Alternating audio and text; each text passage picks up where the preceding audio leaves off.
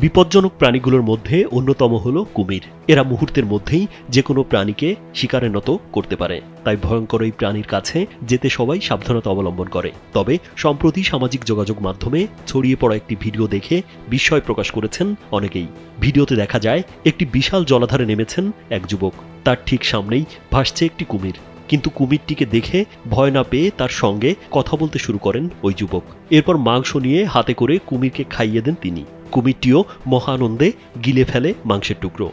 তবে যুবকের কেরামতি এখানেই থেমে থাকেনি। এরপর হাত দিয়ে পানি নিয়ে কুমিরের মাথায় ঢালতে শুরু করেন তিনি। এক পর্যায়ে কুমিরের গাও স্পর্শ করেন। ঘটনাটি ঘটেছে বাগেরহাটে। ভিডিও দেখে উদ্বেগ প্রকাশ করেছেন নেটিজেনরা। একজন ইন্টারনেট ব্যবহারকারী লিখেছেন, কুমির খুবই বিপজ্জনক। বেশি সাহস দেখাতে গিয়ে প্রাণ হারাতে পারতেন ওই যুবক।